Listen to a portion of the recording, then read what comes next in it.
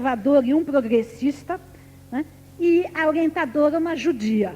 Então, foi uma coisa muito bonita, porque todo mundo se emocionou, que embora a judia e os católicos não concordassem com tudo que eu disse na tese, porque era uma tese sobre o espiritismo, mas todo mundo ficou emocionado, porque através daquela tese nós tínhamos conseguido, dentro da universidade, falar de religião, falar de Deus, falar de espiritualidade, temas que são muitas vezes banidos e condenados pelo meio acadêmico. E fizemos isso de maneira interreligiosa, e foi muito bonito, foi uma experiência gratificante. Boa noite, meu nome é Magna. É mais uma questão sobre a pedagogia mesmo. Porque, na minha experiência, eu sou católica, e isso só para dizer que católico, a palavra católica significa universal. Então, talvez por isso que a nossa igreja tenha esteja agora buscando mais uma prática ecumênica, verdadeiramente ecumênica. Como se faz o diálogo interreligioso sem perder a identidade de cada religião e sem agredir a outra religião? Isso, na minha vivência, ainda encontra meio complicado, assim. Essa pergunta é muito pertinente, porque, na verdade, é muito difícil atingir a postura de equilíbrio para ser um educador que trabalha o diálogo interreligioso da maneira mais honesta possível. O que é ser honesto? Ser honesto é dizer, olha, você é católico, ótimo, você é protestante, ótimo, você é umbandista, ótimo, você é budista, ótimo, eu sou espírita, ótimo. Então, é que se colocar, nós devemos, o professor ele tem que dizer o que ele é, ele não pode dizer que é neutro, porque ele não é honesto. Mas ele tem que, sinceramente, respeitar e se identificar com as outras religiões, né? Ele tem que ter empatia, não é só respeito. Eu não gosto muito, eu falo, porque é uma palavra corrente, mas eu não gosto muito da palavra tolerância, porque dá a impressão que eu tolero o outro, né? Eu aguento o outro, né? E eu acho que, na verdade, nós temos que, mais do que tolerar, nós temos que amar o outro. Nós temos que ter empatia com o outro. Então, essa experiência que eu tive de escrever esses livros, que eu levei 2 anos junto com outro pedagogo, Alessandro César Bigueto, nós levamos 2 anos para escrever esses livros sobre todas as religiões. Eu, desde criança, sempre gostei de estudar todas as religiões. Eu, por exemplo, tenho autores que eu adoro, que não são espíritas, por exemplo, os poetas místicos católicos, Juan de la Cruz, Teresa d'Ávila, né, que tem coisas maravilhosas. Eu gosto dos poetas místicos sufis, que têm coisas maravilhosas. Eu adoro Lutero, eu gosto de Jan Hus. Então, eu sempre estudei todas as religiões. Mas, quando agora eu fui fazer sistematicamente uma pesquisa para escrever esses livros, eu me deparei com coisas maravilhosas, né? Então, quando você lê, por exemplo, um Bhagavad Gita, né, que é um dos livros chaves do hinduísmo, meu Deus, há coisas lindíssimas lá. Você pode não concordar com tudo, mas o simples fato, se você conhece o hindu, você sabe que ele aceita o Bhagavad Gita, pronto, já cria uma relação. A mesma coisa o Alcorão, tem passagens maravilhosas, né, tem passagens bonitas, né, é uma poesia muito grande no Alcorão. Então, quando você estuda todas as religiões, você cria empatia. Por isso, o professor interreligioso, ele não deve ser, na minha posição, na minha opinião, não deve ser um padre, nem um pastor, nem assim, uma pessoa, um monge, né? Ele deve ser um filósofo, um historiador, um pesquisador.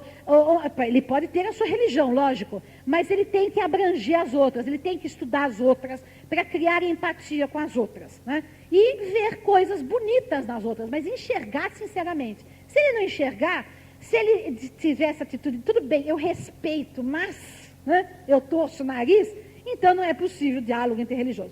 Agora, por outro lado, é preciso preservar a identidade da fé, a própria identidade e a do outro.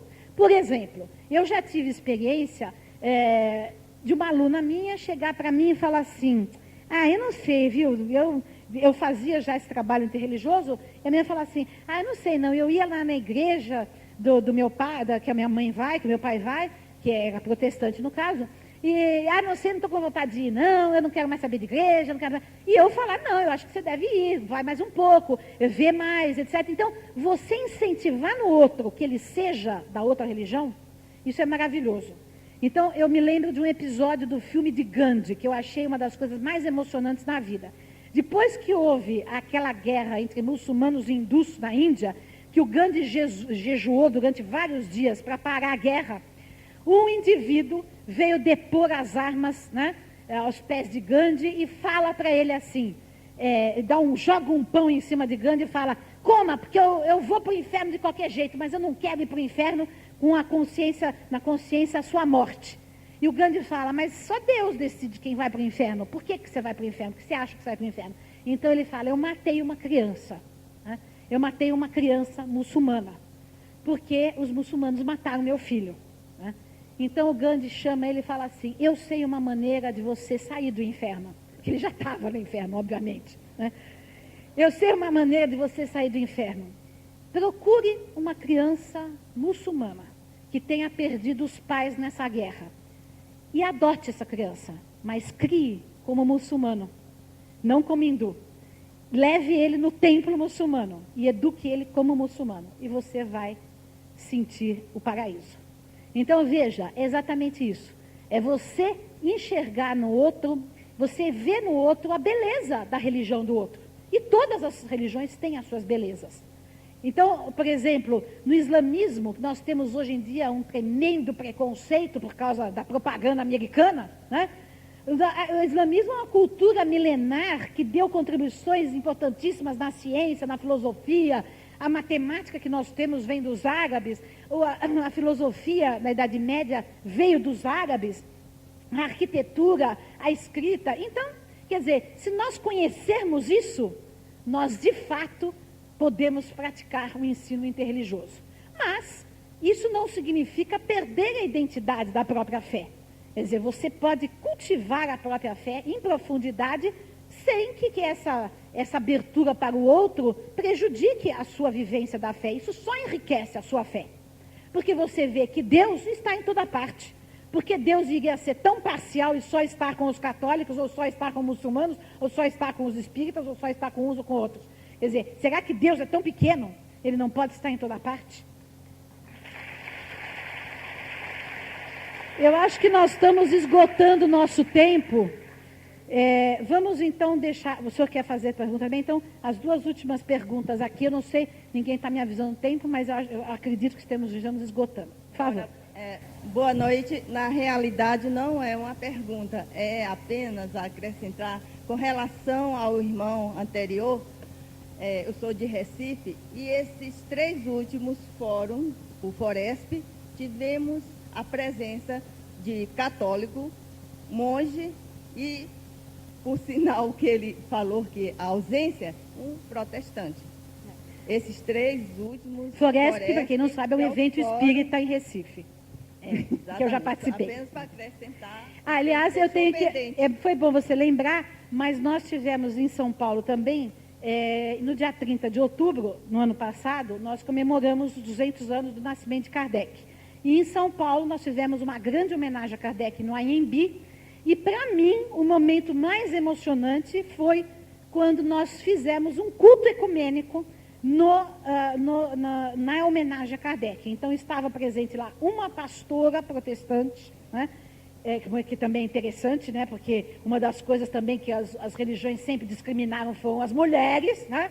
Então, é isso que também nós precisamos recuperar, né?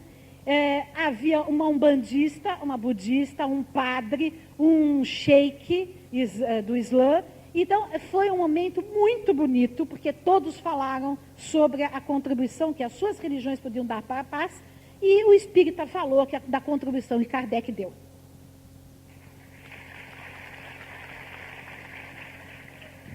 Boa tarde, Dória. Boa tarde. Olha, muito obrigado pelo quadro do programa, os 200 anos com Kardec. Você, como educadora, você disse as grandes verdades aí. Você disse que não há evolução sem educação. É verdade. Agora, eu gostaria de tecer um pequeno comentário a respeito da educação. Que proposta você tem para nós que somos professores, que estamos numa sala de aula, vivendo a maior crise da educação pública que está aos pedaços? Qual a proposta que nós podemos trabalhar? Que diálogo é esse para motivar tanto os professores como o aluno? Porque nós estamos vivendo uma crise muito grande na educação pública. Qual o seu discurso para isso? Não só a pública, a privada, todas as educações.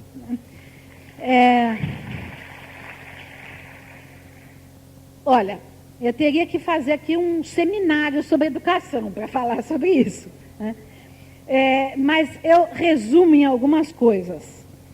Para estar na educação, hoje, é preciso uma dose extra, e uma grande dose extra, de paixão, de vocação, de entusiasmo e de crença e de amor ao ser humano. As condições são adversas, a crise é econômica, a crise é política, a crise é cultural, né? Nós vivemos numa cultura de massa que destrói todos os valores da educação, destrói todos os valores da cultura, de todas as culturas, da clássica, da popular, para massificar tudo, né? Pelo domínio do capitalismo internacional. Então, realmente é preciso uma grande dose de paixão, de amor e de vocação. Porém, se nós não tivermos isso, não há como mudar o mundo. Porque se nós não entregarmos às novas gerações, abrirmos para eles as portas para um novo mundo, para um novo tipo de ação no mundo, para um novo tipo de vivência ética neste terceiro milênio, não haverá possibilidade de um futuro melhor. Então, sejamos apóstolos, missionários, sacerdotes da educação, né, apesar de todas as crises. Podemos começar dentro da sala de aula, com as limitações que o sistema impõe, mas todo professor, quando fecha a sua sala e está de frente com os alunos, nada impede que ele semeie o amor, o diálogo e ideias universais e belas para esse aluno que está diante dele.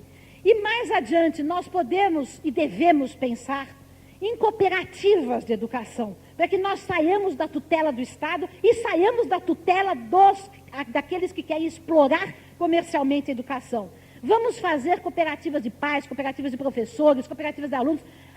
As universidades, quando nasceram na Idade Média, eram cooperativas de professores, de alunos, né?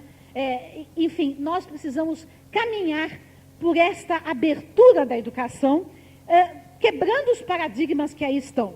Agora, quem quiser saber mais sobre as minhas ideias de educação, os livros estão aí, e eu estarei à disposição também depois para outros diálogos, aberturas. Eu hoje à noite estarei fazendo uma palestra aí no MIEP, amanhã também, e eu agradeço então a participação de todos e esta comunhão fraterna que se estabeleceu nesse auditório.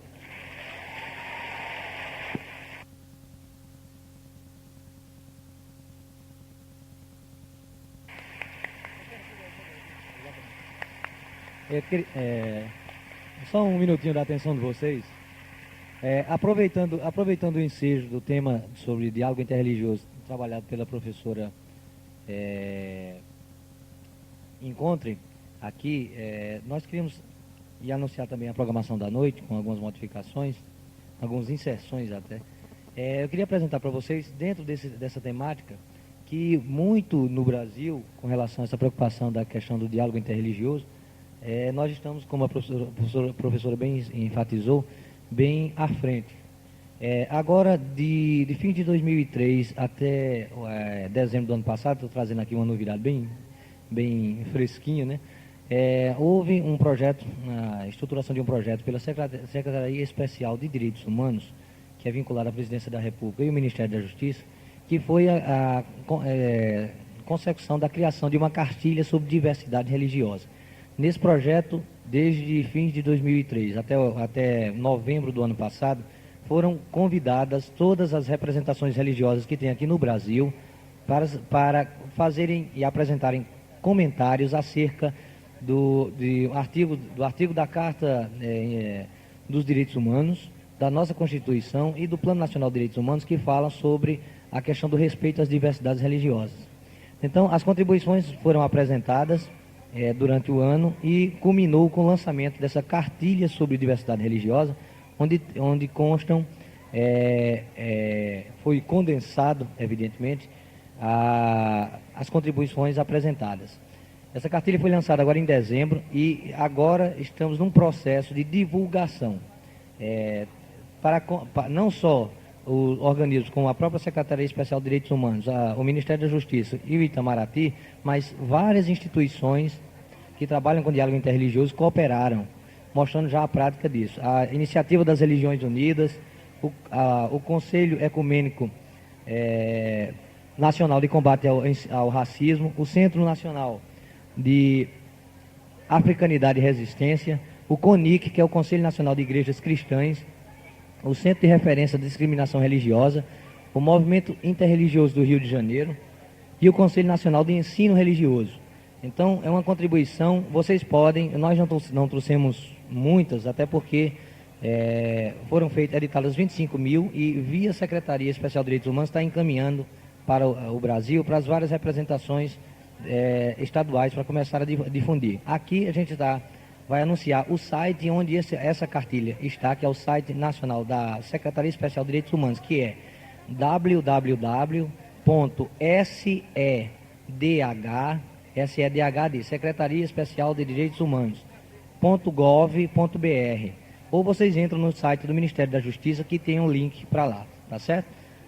Logo mais à noite nós teremos, a partir das 19h30, a programação artística, em que teremos hoje o Zé Laurentino, que era para ter sido ontem, mas houve uma substituição, a apresentação de iniciação a um toré por parte da tribo Potiguara e Pataxó, além da apresentação de uma música e uma dança da Quilma, seguindo a mesa redonda que terá como tema o Sagrado no Feminino, com a presença da Safira Seres e da Andréa Boni.